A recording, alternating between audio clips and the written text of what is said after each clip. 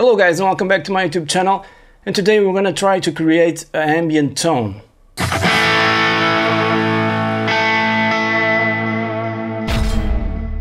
So basically this is a tutorial on how to get some really cool ambient tones using delays, reverbs and other stuff that comes with the Boss GX-100. So right now you can see I have my Tone Studio open here. Behind is Logic recording. And for now, the amp that I've chosen is a JC-120. I'm using this PRS, and it has a coil split here.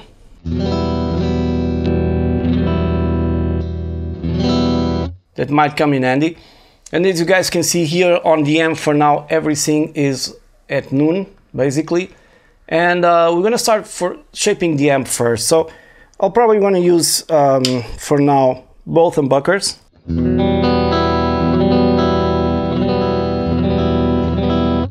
There's enough shine already, but let's try to do something different. If you want it to be really clean, I'm gonna put this in low. We're gonna lose a lot of volume probably. Yeah, so let's increase the level here by around 80. I think it's a match. Now let's get rid of some muddiness here on the mids, not too much.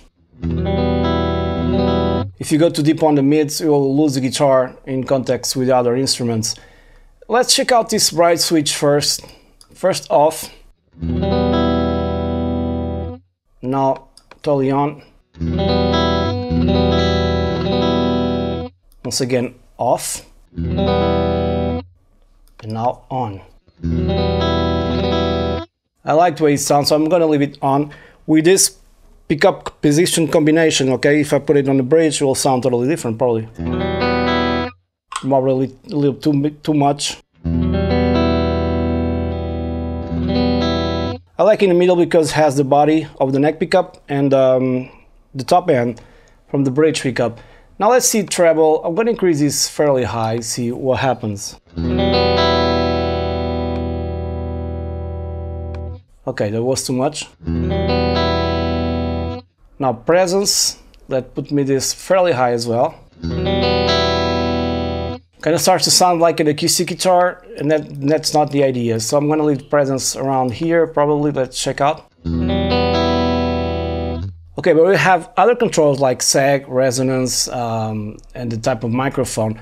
I'm probably gonna go with the Dynamic 57, because if you change it,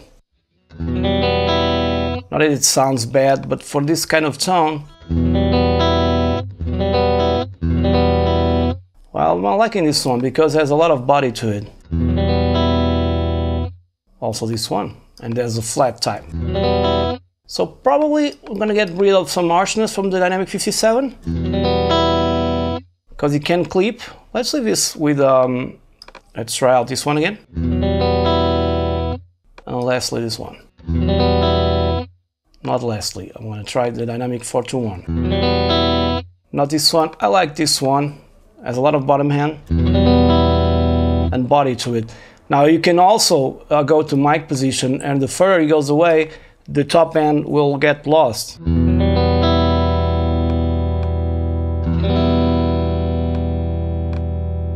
Okay, so I'm going to leave it at the center for now at least. And mic distance,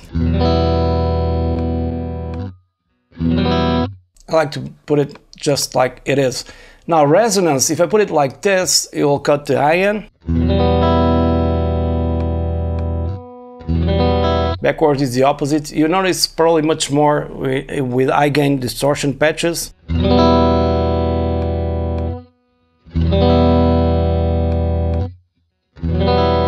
don't want to go so far, so I'm going to leave it like -5. And the sag is kind of the compression of the amp. Let's put it totally +10. Nope, I don't want that.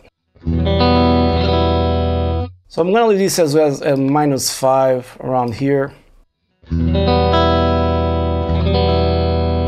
So for now,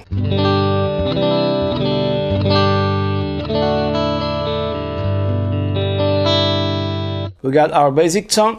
Now what I have here is a foot volume. a noise suppressor that's very, very low. I could even put it at 0. And now we're going to start adding some effects. So the first effect that I'm going to have is probably, let me try this chorus prime and see how it sounds just by itself.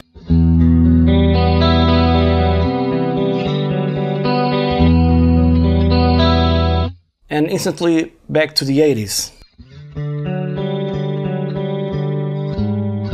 Never know how to play this.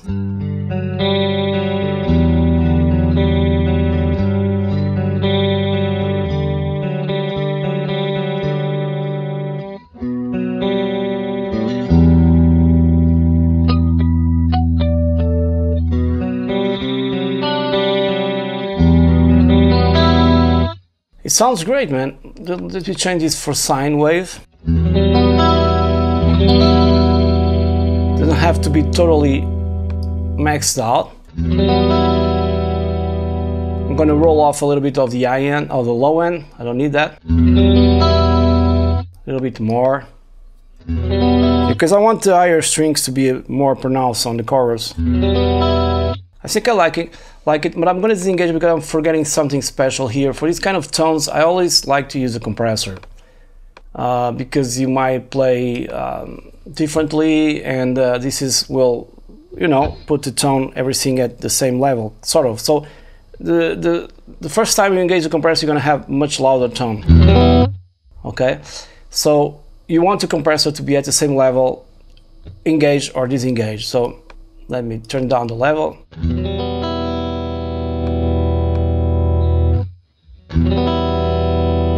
It's really acting like a compressor. It should act. Sometimes it's good, sometimes it's bad. Because if you're gonna play like this,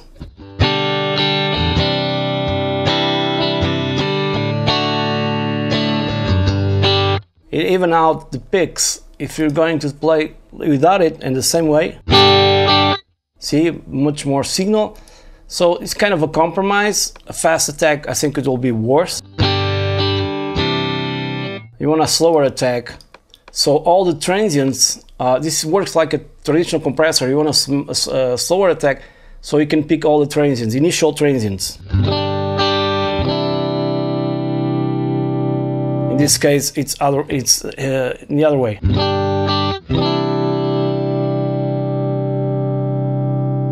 Okay, now the attack works exactly the opposite that I told you. You want to have probably like this, so the notes can ring right away. It doesn't have that build up. I'm gonna leave it something here in between. Decrease a little bit the sustain. I don't want it so much. You don't want to have that effect that when you stop playing,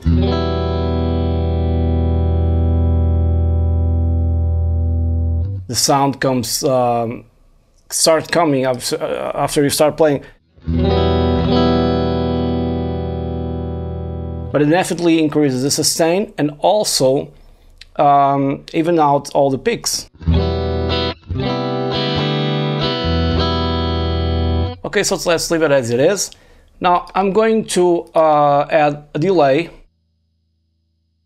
Where is it? Delay plus. You can add warp delay and stuff like that. There's a lot of stuff here. I'm gonna start with the delay plus and see what I have here. Usually I use the dual delay. You can use stereo, but it'll be much more. It doesn't ping pong. I want it to ping pong. I don't know if there's a delay. Yes, there is. I want to try first that delay that says, where is it? Delay shimmer. Okay, delay. Put it here and see how it sounds just by itself.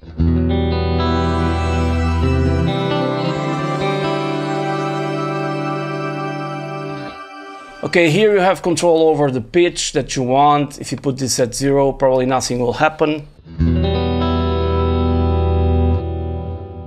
Correct, kind of a weird thing. But maybe you can do something interesting here. Now, I'm gonna cut this around 6, probably.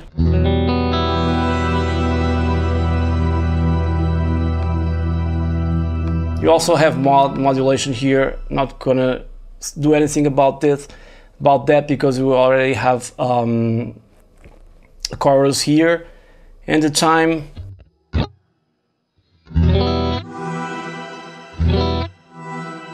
it acts like sort of as a pre-delay on it, but I can seem to find it.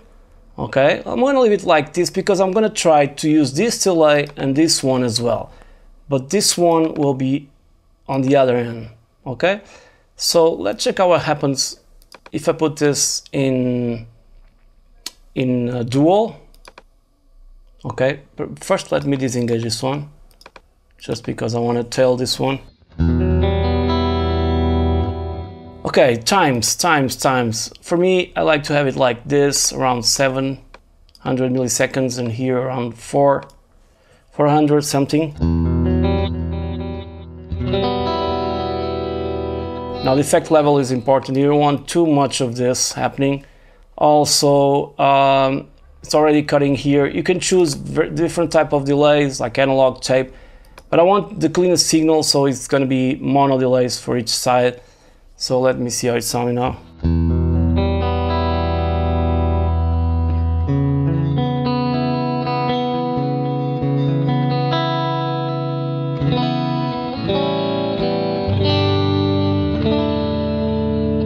Okay, the compressor is acting, it's too much. Let's leave it off for now and try with the shimmer. Kind of sounds good, but it's too much. So there'll be some effect level and feedback here. Let's decrease this because it has a really nice tail to it.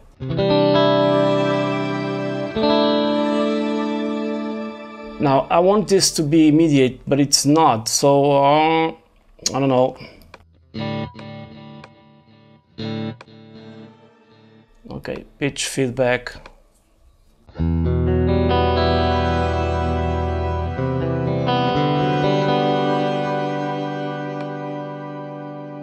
I want this to be really low.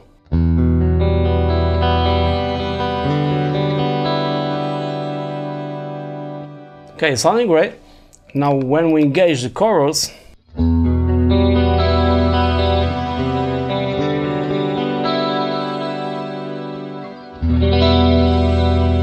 if I split coil here,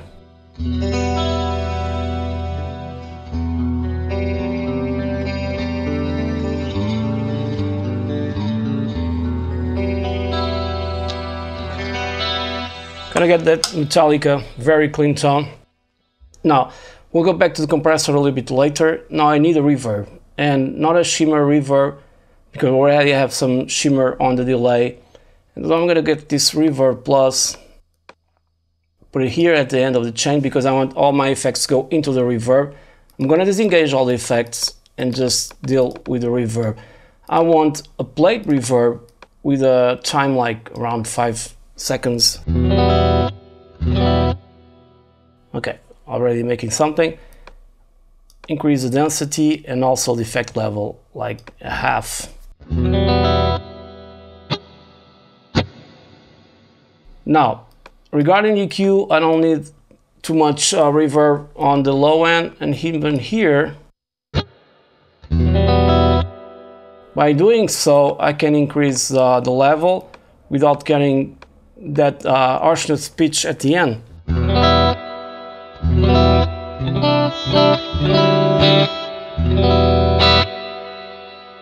Okay, I'm liking it, so now I'm going to engage everything that I have and just play some chords and see how it sounds.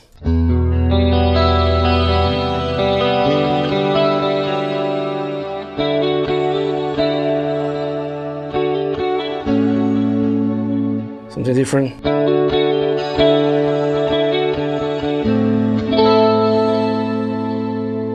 I bet if you play this with kind of a Stratocaster guitar, it will sound totally different and beautiful as well.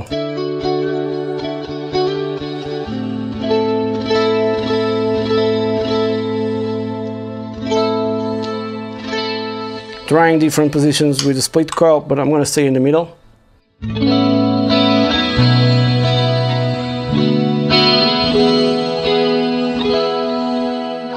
Okay, but it's not the end, so I'm gonna try to engage the compressor again. I noticed that we lost some high end, so excuse me, I'll put this around 10, the tone. The compressor also affects the tone. But it's acting too strong. Okay, maybe like this.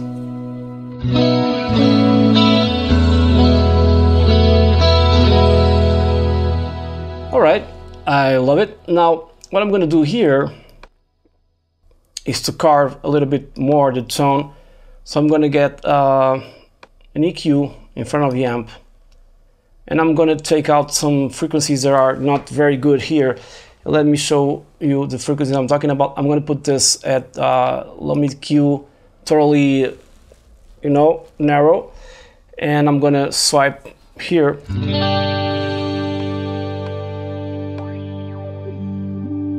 To hear the frequency that it's annoying me. And it's somewhere in the low mids.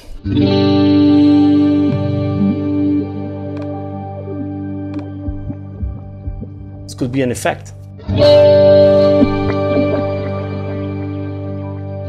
Probably you can automate this, but let's not waste our time. So now I put it like this, a little bit more open. I'm gonna take it around -4 decibels. Oh, it's much more cleaner. Now I'm going to take a little bit of bass, around 880. Sounds better. I'm not gonna cut this like I would do on an amp with distortion, because I really don't need that, but around 12 will be ideal. And if it's a little bit too low in volume, you can always come here and increase a few decibels.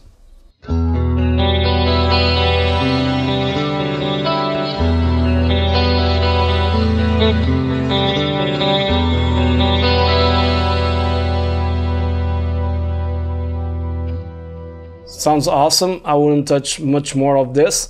Now, where do I have here? It's already called Ambient. I'm looking at Logic here and see where it goes in terms of volume.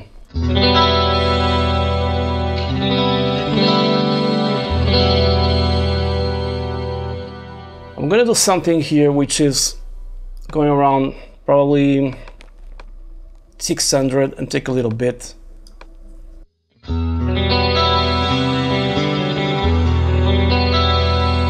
Now it sounds better. Now there's one cool effect here that I wish I can find it. Of course you could add flanger and all type of stuff, but for ambient tones I really like to do it like this. Octopoly. If I put this here, I'm gonna, and it's not this one. I don't want some bass here. It's something like the swell, and it would be great. I don't know if it's the fret, S-bend probably. Let's try it out, this one, here in front. No, it's not this one. Totally not this one, probably the fret. Sorry guys, I can't recall the name that would be here. Okay, let's get rid of this S-bend. Not the fret as well, so I'm gonna search for it in a second. I'll get back to you. Okay, finally got it. It's a slow gear. I was wrong about the name. And just by putting it in the front of the chain, it will sound something like this. Now you have sensibility. If it's in 0, doesn't make anything. Now if it's around here, and the rise time, if you put it in 0, very fast. So let's put this really slow, see what happens. For some pads and stuff like that.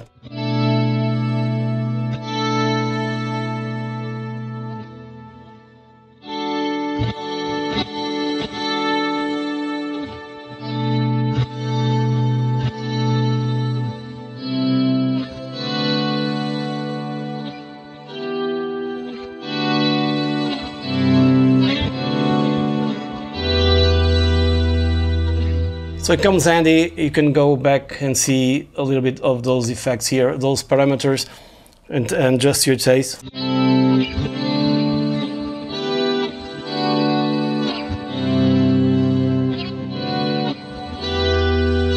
Acts like a cool pedal, volume pedal. Now I'm going to just increase a little bit more the delay here, especially around here.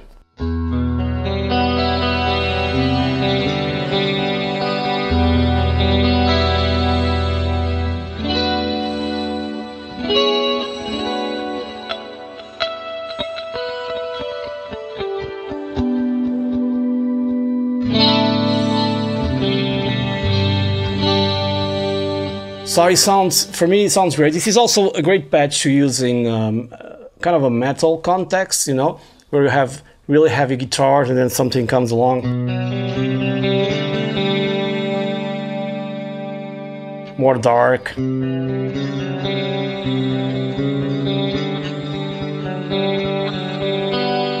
Something more dark than right now I can recall.